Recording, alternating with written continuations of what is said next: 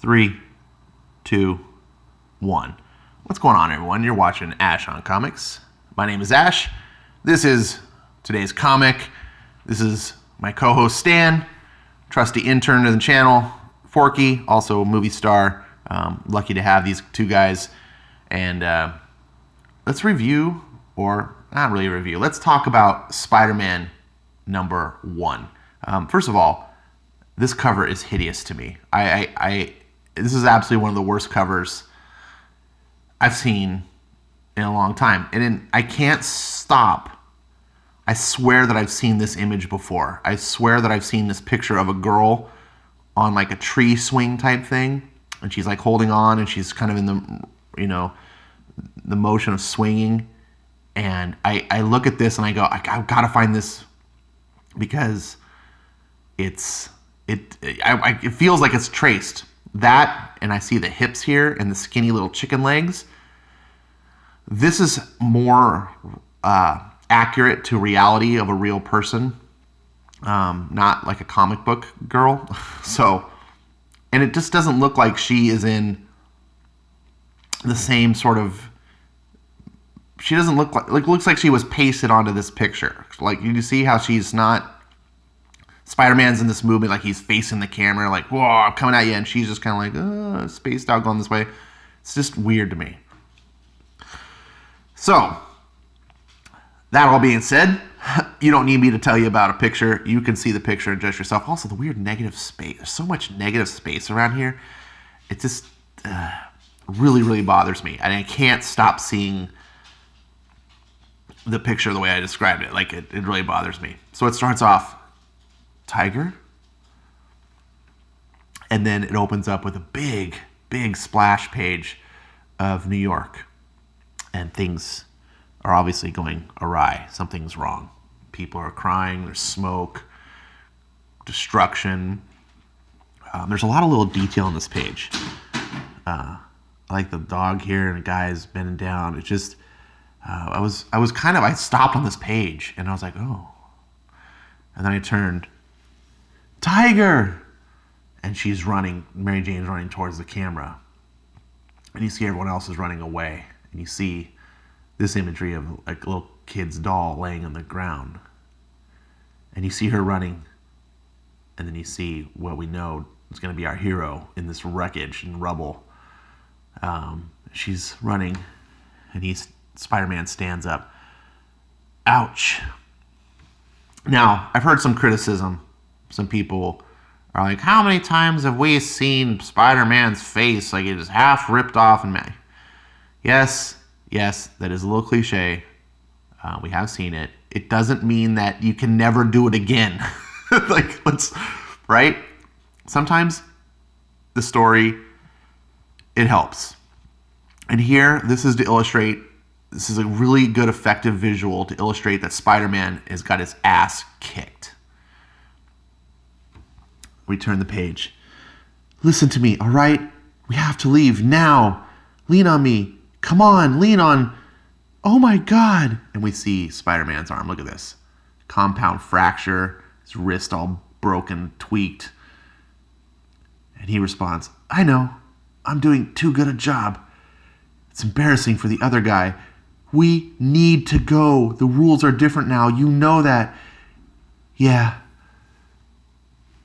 I really don't like red and blue anyway. And he kind of cocks a little bit of a smile. And she gives him a stern look.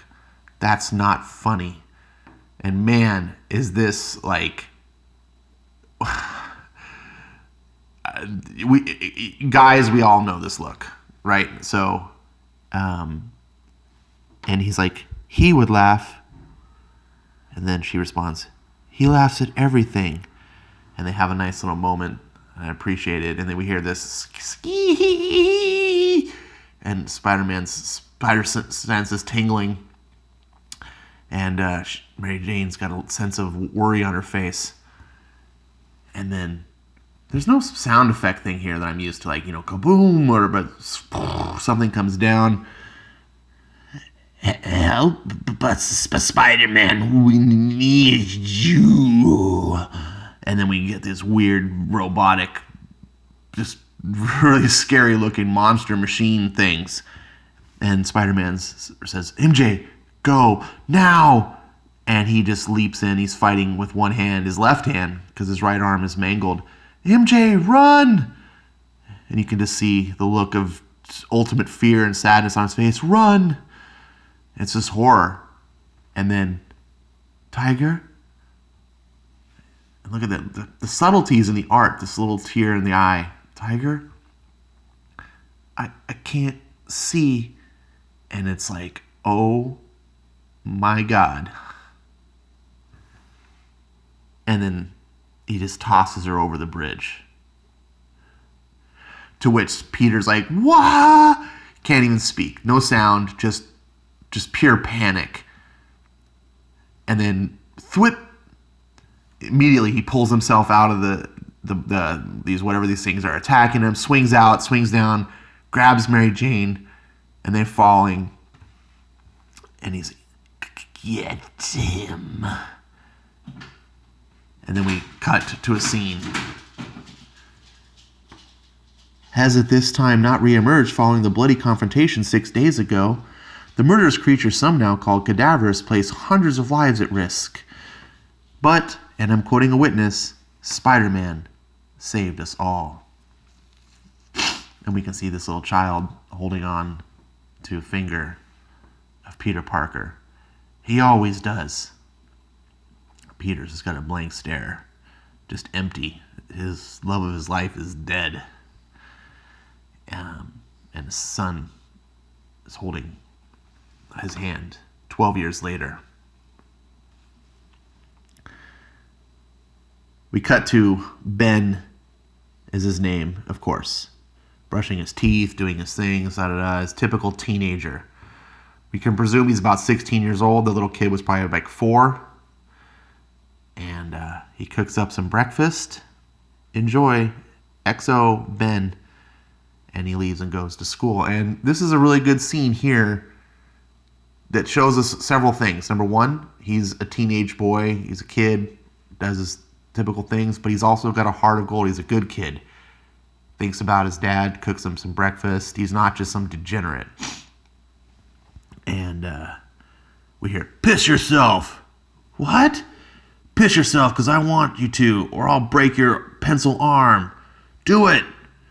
And so here we get some kind of mirror references, right? Like, so Ben's life isn't so undifferent to his dad's growing up. You know, we had the big bully character, which isn't quite an accurate portrayal of what Flash Thompson was, but you kind of get that this is sort of Ben's Flash Thompson of a different era. And Ben stands up to him and says, hey, leave him alone.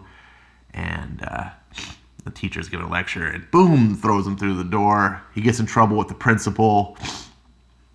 And then Peter Parker the father has to show up.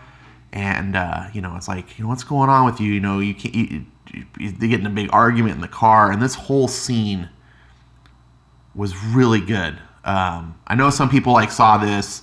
I've seen some critiques this is channeling their inner Bendis and stuff. It's like, look, just because there's a lot of word balloons doesn't mean Bendis. Sometimes word balloons are needed. And this channels, it helps you understand the relationship differences of Peter and his son. And Peter has closed down. He's shut down. He's immersed himself in his professional life. He's no longer Spider-Man. You can see, look, his hand had to be amputated. And Ben is kind of lost on his own.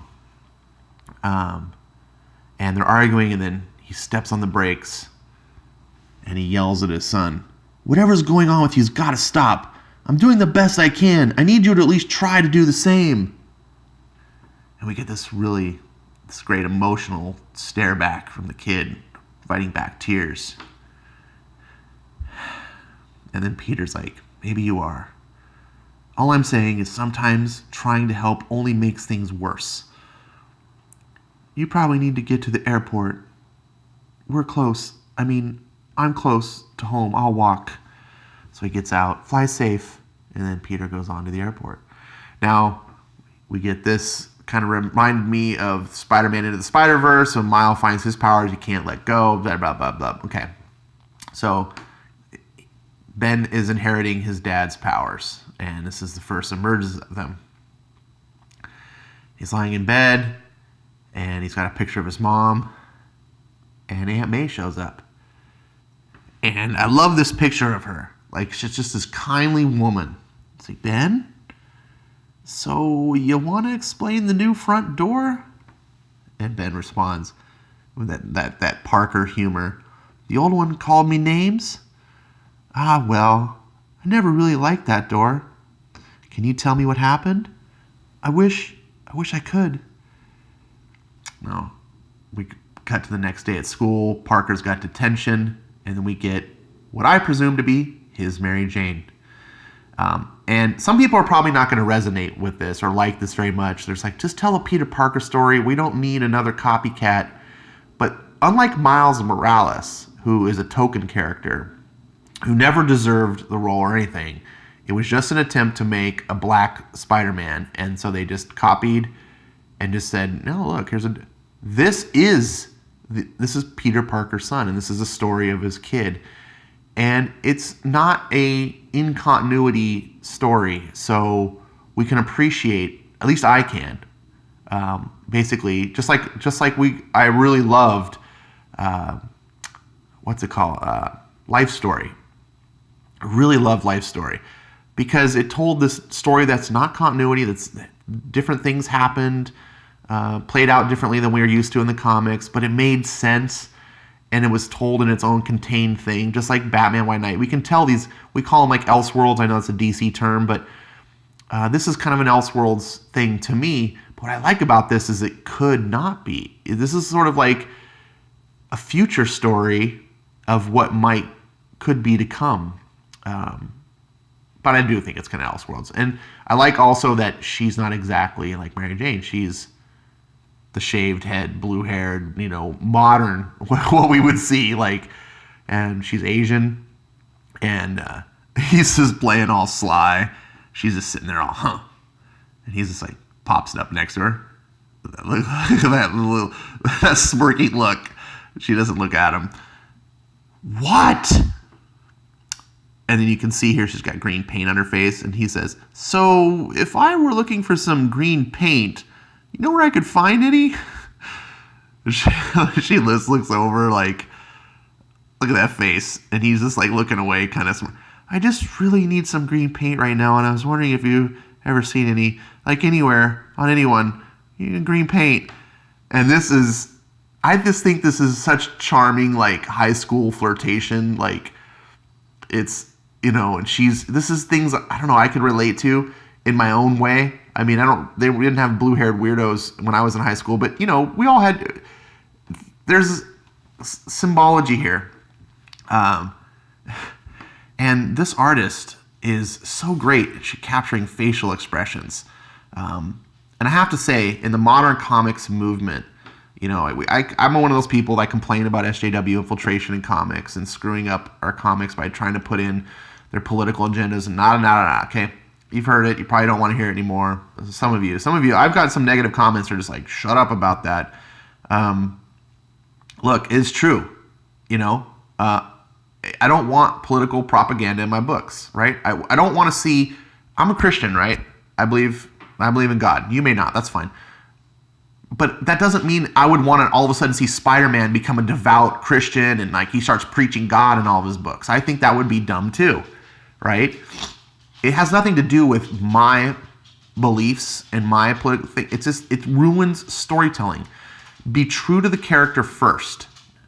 They don't exist for you to spout your ideas through their mouth. Do you see what I'm saying? If you want to spout your ideas on the side, go on Twitter, have your own website, do whatever, that's completely fine. You have your ideas, right? I have my ideas, and some people don't like hearing them, but I would never go and take a character that wasn't mine and start using them to spout my ideas to you. Do you see the difference? And that's where I would talk about when I say SJWs. And here, we don't get that.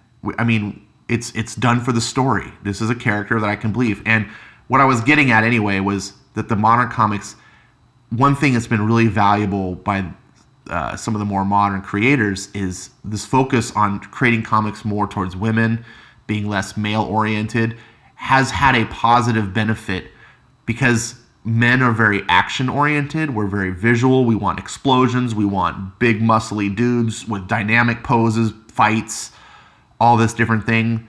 Those type of things don't typically appeal to women as much as other things. One thing that does appeal more towards women, more typically, is emotion. And you can convey a lot of human emotion through facial expression. And having that allows you to empathize with characters. And this is a positive thing. If you go back to pre-2000, this is not something you saw very much. The focus on, drawing facial expressions, things like that. I'm getting too long-winded in this, but I hope you understand where I'm going at. And I'm trying to make this as a positive. And this, Sarah Pichelli is the artist here. And she's doing a really good job in making me feel these characters, because characters, they're just drawings. They can't act, they can't emote, right? So that's one of the differences, like if you watch TV or movies, but this is as close as you can come by trying to capture that perfect expression, and feel what an action scene would play out, but feel it for an expressive scene. So they have this whole conversation about she wants to stand up for what's right, and da-da-da-da-da, and her teacher's a pig, and she's about to stand up and shout to the world, and da-da-da, and then the detention person's like, sit down. And she's like, oh. Just, right as she was about to make this big speech and shout to the world, and she's like, most people are afraid to do the right thing. You ever notice that? And he's, again, that smirk. Yeah. And you can tell immediately he likes her, right? I do. And then we cut back to cadaverous subject B901 variant OC413 did not make it, failure again. He's eating like a hot dog. So impossible without the key, but we continue the search. But we will never give up, will we? And then you see an image of a woman. It's hard to make out. I was like, who could that be? And I can't tell. It's just a woman. And you. So Peter's on a plane. He's talking to Aunt May, gives him a call, and he's like, look, I don't have time to talk. But she's just like, you got to take care of your son. And she's just like, what's wrong with you? And she's being his moral center. And he needs to hear this because Peter, he's kind of lost it. He's lost his way. And I know it sucks, and some people are going to have problems with this story and be like, that's not Peter Parker. He would never do this. Yes, if this were a main continuity story, perhaps that would be a really valid argument. But in a contained story of its own, I'm willing to accept it. It's the same reason I can kind of give Spider-Man Into the Spider-Verse a pass when they made dumpy failure Peter Parker, because that's not the continuity Peter Parker. So I was like, this is just for that story, so it doesn't bother me quite as much. And so here, this doesn't bother me either. This is a what if Peter Parker, what if something happened so bad that even Peter Parker couldn't get over it? That's what this story is kind of for me. And then we see Ben having a dream with his mom, and it's this really terrible dream. He's like, Mom, I can't reach you. Please help me. It's just a sea of blood. You're just like, geez. And he wakes up, Mom! And then he's stuck to the ceiling. And then he's like, what is this? What's happening? Help! And again, we get Aunt May, sweetheart, I'm on the ceiling. I'll help you down, love. There's something you need to see. And she's just calm and loving, and it's just the Aunt May we all love. And she's like, click. We get to the attic, and she's like, I'm going to bed, sweetheart. You spend some time up there under the floorboards. Floorboards? And it's got a box that says memories. Beneath the photos, the letters, you can see the marriage photos, Peter Parker's, press pass. He's just looking through them. You'll find what you need. Whoa. To be continued. And that's it. This is Spider-Man. Should have been called, see, look, it's called Bloodline. I don't like that this was just Spider-Man with no, don't do that, Marvel. That you had a title called Spider-Man. You could have called this Spider-Man Bloodline and had it as a miniseries, but it didn't. So it's J.J. Abrams, Henry Abrams, Sarah Pichelli is the artist, which I thoroughly loved her art for this book. It's perfectly fitting for this book. I don't know why she didn't do the covers, why you had to get someone else to come in and do the covers. I don't know. I never understand. It's very common to have like a really great cover artist and then shit interiors, but I'll never understand why you would do worse cover art than the interiors. And before you go, but Ash, Oliver Copiel's way better artist. It's like, maybe so, but not that cover. Not that cover. Yeah, that's this book, and I really enjoyed it. I've read it twice. Going over it with you right now is the third time. It was, I froze on panels, and this took a little while to read. Not because it was hard to read or anything, but I was really, it's one of the few times you're reading a really good book when you just pause on panels and you let that emotion sink in, and you go to the next panel and you pause and you absorb it. Very few books do that for me. I usually almost and I usually have to like consciously stop myself and go back and say, whoa, Ash, you're going a little too fast. You're not savoring this. This book did it. The last House of X5, which should already be up a review, that also did the same thing where I was just pausing. Like, this is an emotional book. I was expecting this to be garbage. I've railed against this book, as you've probably seen in previous videos. I made a big joke of it, and I still kind of do joke about some things. I mean, come on. I mean, you're this woke company, and then yet you do this big white privilege stunt. Like, it's stupid. But it is J.J. Abrams. Oh, and I forgot to mention this part in the back, Webs and Words. So this guy, Nick Lowe, I'm assuming, the editor, he writes this big thing. And he says, hey, Webheads, well, there you have it. The start of something new. I hope you're as thrilled, yada, yada, yada. Okay, I'm not going to read this whole thing to you. But what this is important is, if you do read this, I implore you to read this page here, because it explains how this book came together, right? And this book has apparently been in the making since like 2004. So before JJ was this big star, Nick Lowe, according to his story here, was pursuing J.J. Abrams. And he came into contact through Stuart Immonen. And they've just had on and off email correspondence all this time. And then one day, couple years back, because JJ could never really do it. I mean, the guy's making movies. It's for him to cram in the schedule. He came back and said, hey, what if we did something with my son? My son's getting older, time's kind of opening up, kind of want to do something. And that's how things came into be.